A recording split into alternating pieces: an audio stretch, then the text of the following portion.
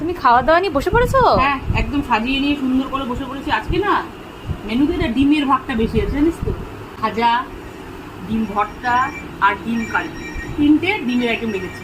আর কি কি নিলে তাহলে তাড়াতাড়ি বলো। আর কি বলবো, নিয়েছি গরম গরম সাদা ভাত আর একটা কাঁচা লঙ্কা তো থাকবেই, আর নিয়েছি ডিমের ভর্তা, একটু গোল গোল করে শশা নিয়েছি, আলু ভাজা নিয়েছি, একটা পোলট্রি ডিমের অমলেট নিয়েছি লাউ শাক দিয়ে মুগের ডাল দিয়ে এই রেসিপিটা করেছি। এটা না খেতে খুব ভালো লাগে, যখনই আমাদের কচি কচি লাউ শাক আনে না এরকম করে রেসিপিটা করি। আর করেছি ঝিঙে দিয়ে চিংড়ি মাছের একটা রেসিপি। দেখো চিংড়ি মাছের সামনে থাকে না খেয়ে থাকতেই পারি না। আর করেছি হাঁসের ডিমের কারি।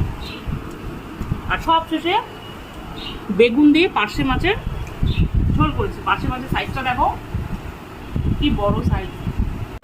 আর বলে ফেলো কি দিয়ে খাবো, আপনি বলো। ঝিঙে চিংড়ি দিয়ে খাও। আচ্ছা এটা আচ্ছা একটু নিয়ে চিংড়ি মাছ দেখ, শুধু চিংড়ি আর চিংড়ি, শুধু চিংড়ি আর চিংড়ি। এই ভাত মাখলাম, একটু ভর্তাটাকেও না বঞ্চিত করবো না, দেখছি ভর্তাটাকে একটু দিলাম এর সাথে দিলাম। দারুণ।